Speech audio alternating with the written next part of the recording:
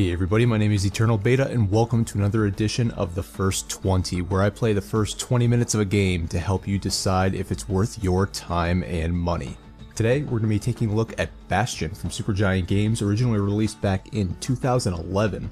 This is one of those games that is available on a multitude of platforms. We're going to be taking a look at the Steam version today, and this is one of those games again that is available pretty much on almost every Steam sale. It's $15 full price, but you can get it for a lot cheaper than that on a lot of different platforms. So let's go ahead and get into the story. We're going to do normal mode and start a brand new game. So the 20 minutes begins right now. Bit of narration to start here. Is supposed to start at the beginning. Ain't so simple with this one. Now here's a kid whose whole world got all twisted, leaving him stranded on a rock in the sky. Now the narrator is a very big portion of this. You notice that nothing's happening right now. It's actually waiting for input from me, and the narrator will actually comment on things that you do throughout the game. He gets up, sets off for the Bastion, where everyone agreed to go in case of trouble. So I am playing with a Xbox 360 controller. Left stick movement, as you might Ground forms up under think. his feet as it pointing away. He don't stop to wonder why. So as I said, the narrator will just constantly comment about what you're doing, so I'm going to try not to talk over him too much, but I will Finds have his to at some point. lifelong friend just lying in the road. So we got our hammer here. Well, it's a touching reunion. A little tutorializing here. Movement feels really good, it's responsive. We have a roll button as well that can also do some damage. Let's move on. He sees what's left of the rippling walls. Years of work undone in an instant. In the calamity. Really interesting style here with the ground just kind of coming up underneath you.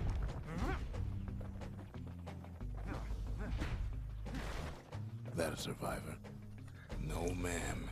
It's a gas fella. Bit of combat here. So the enemies tend to really telegraph their movements. Good. Starts to feel his bruises, though.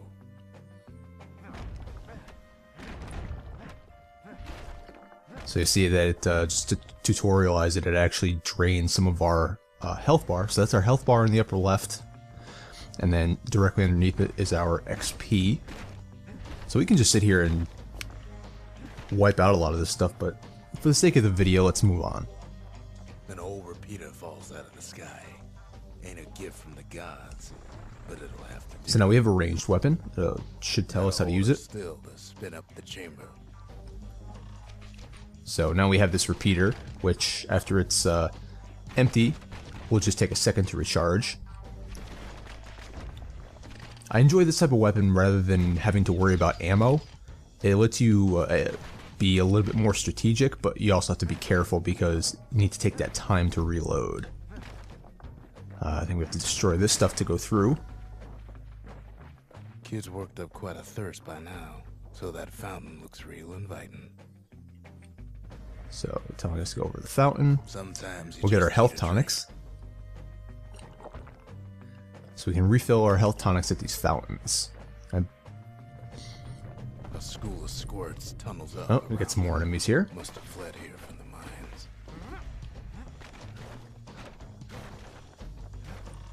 A lot of the environment is destructible, obviously.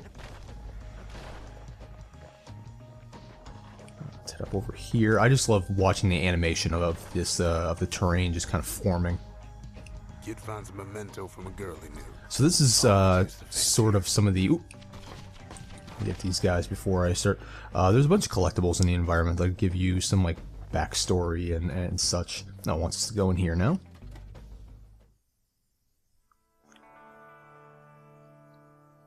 Music in this game is very pleasant so far. Inside one of Celandia's famous watering holes. Inside's old Rondi, the bartender.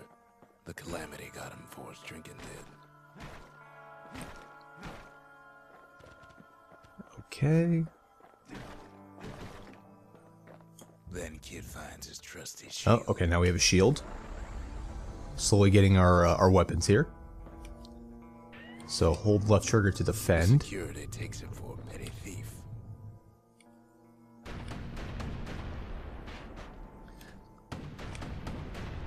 So we can block with our shield, and if we block just before we get hit, of course I'm doing a terrible job here.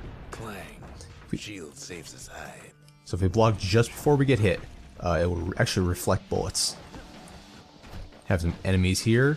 Their health bars are actually the little ticks that you see around them. Windbags start turning up for last call. Luckily, you are pretty mobile in this game, so you can kind of roll around them. I don't recall whether you can take damage while you're rolling. It's always very satisfying for me when you see just the damage numbers pop off of enemies. I'm not using my ranged attack at all here. Probably should be. More squirts start coming out of the woodwork. So he's got a little arena here. Big old fella pops out in front of the kid. Have a bigger enemy here. And he can do some real damage to you if you're not careful. So I'm going to heal here.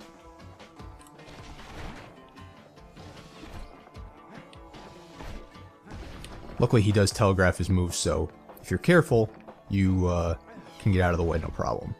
These little guys are not much of an issue. That is, if you don't play terribly like I am. The Bastion out the window. It's a bit of a drop. I'm going to see if I can do something to replenish some of my health. It's asking me to go that way. Is this a chest back here? No, it's just experience. So let's head out this way.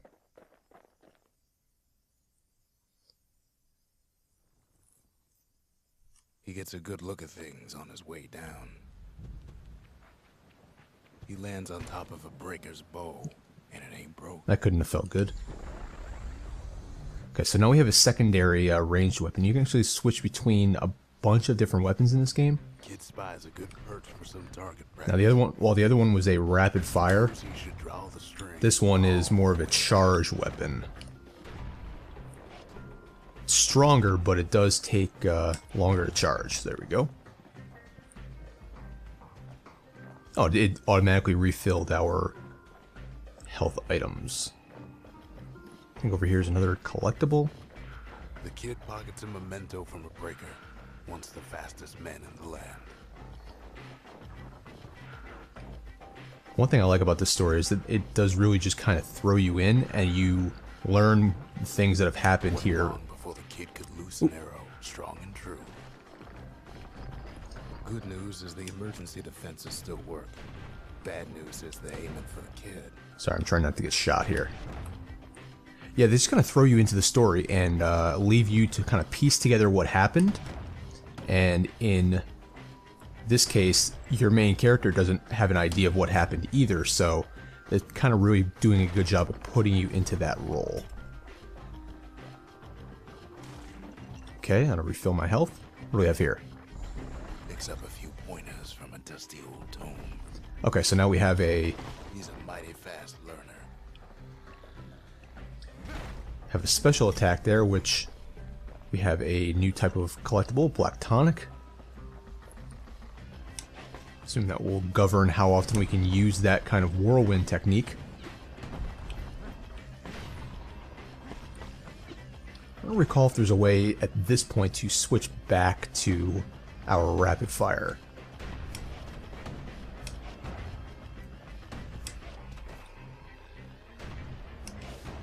There we go, power shot. So if you draw it back all the way, you get a power shot with the bow.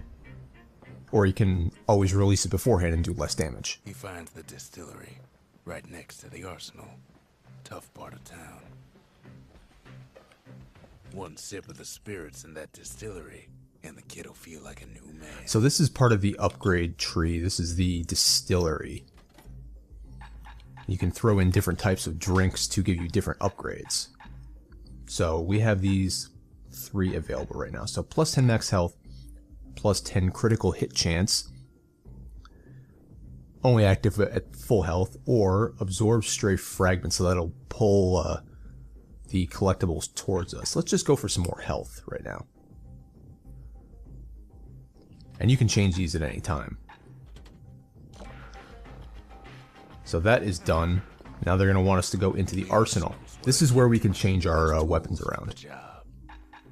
So as I was just saying, this is where we can change around the weapons that we want. Right now we have 3, and we can only carry 2 weapons at the same time. So Breaker's Bow, the hammer, and the main slot. I mean, so if we want to go complete range class, we can. I do like that they allow you to do that. But I'm going to stick with the hammer. I'm going to switch back to the repeater.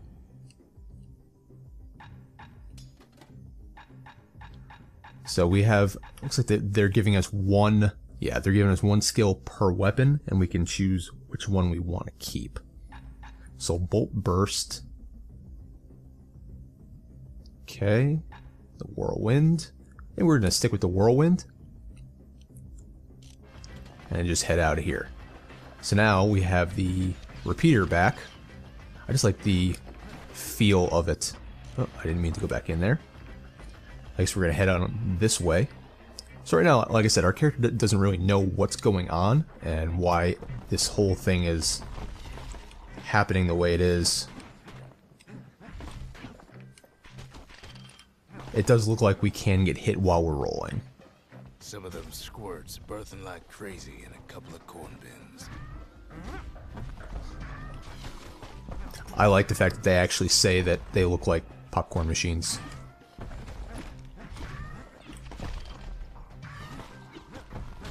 So we destroy those. We can gain our health back here. Very nice. This game definitely has its own style. Oh, I guess we're supposed to move on here. Roll out of the way of this guy. Hit this switch. You see the background of the oh. See the background of the kind of area below us. Should be using our shield here. Right back at you. There we go, deflecting that.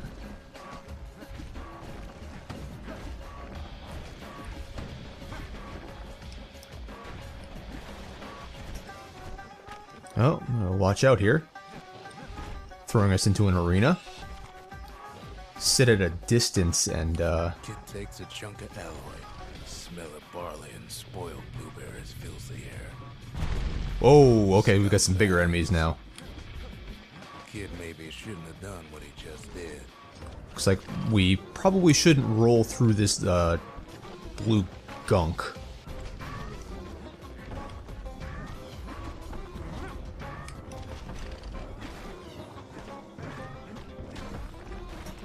Beat that up. So we can probably just very safely sit at range and take these guys on. I heal here before I get the heck out of the way. It's funny, these bigger enemies, you can see they're actually getting smaller as we damage them. It's a very cool effect. The combat feels good though, it's responsive, and when I get hit, I feel like it's my fault that I'm getting hit. Rob's a scumbag of his last meal. Get out of the way here. This guy does not seem like he's gonna be very difficult. He is hitting away parts of the environment though, so I do have to be careful. And yes, you can fall off. It's not an instant death, but you will take damage. Okay, there we go. I got him. And we leveled up there.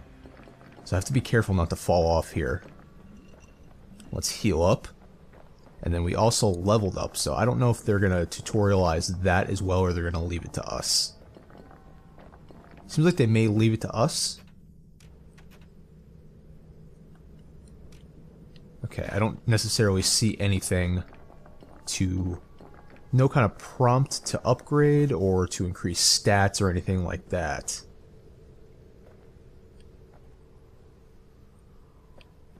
So let's go ahead and move on here. He finds the core to the Wharf District. Okay. He steals the city's heart. Might as well. Oh, and now everything's coming down around us. So I'm thinking we should Has a feeling Yeah, we better run here. See, that core kid took was the only thing making this particular rock stay afloat. Oh, good job there. Kid just keeps running. Somersaulting like crazy. See, it's actually commenting the fact that I'm, you know, rolling a bunch here.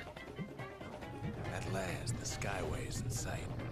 And I'm gonna get the heck out of here now. Takes him where it needs to go. Now the kid sees something stranger still. His mind races. What in the world? Did anybody else survive?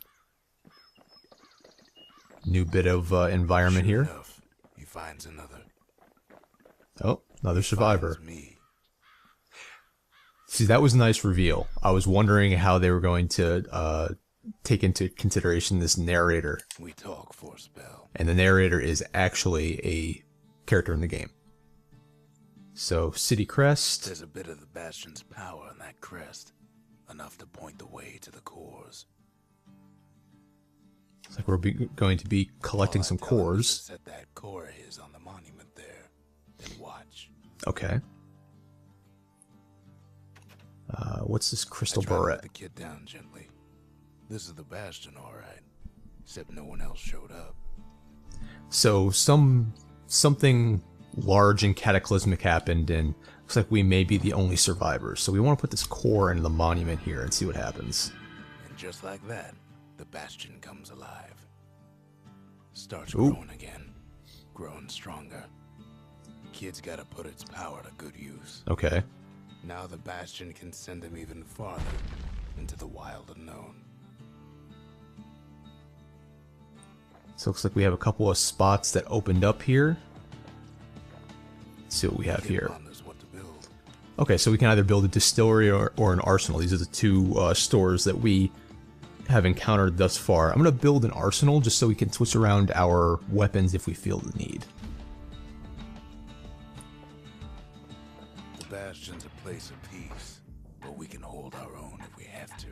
So I don't think we've gained any more weapons. No, we have not. Not as of yet. Oh, we did. Okay, so we gained a secret skill. Okay.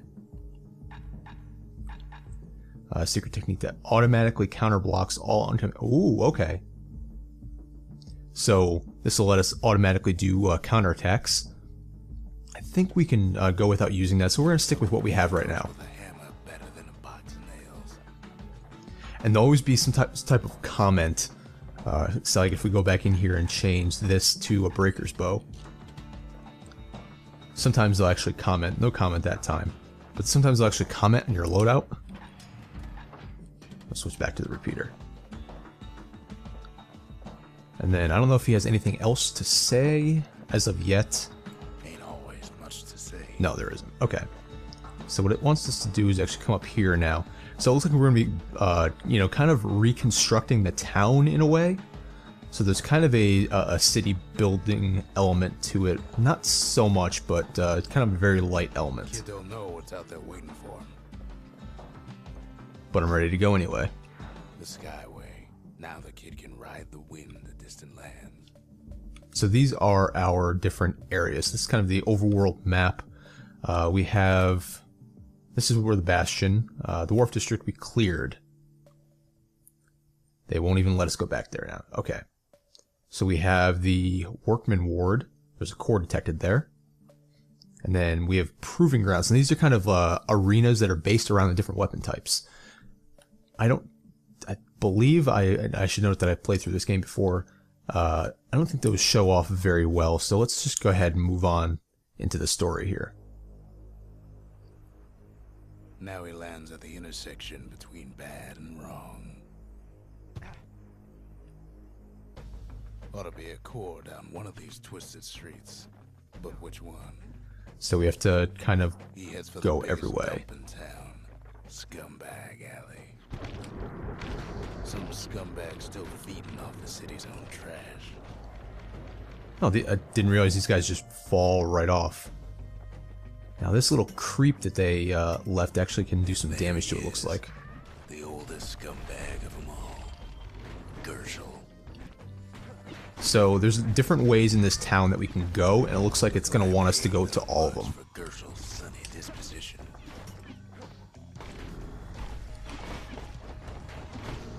Get rid of those guys. Heal here. They always said old Gershel wouldn't go without a fight. Oh, he did. They actually did some pretty decent damage to us. See if there's any healing potions around here.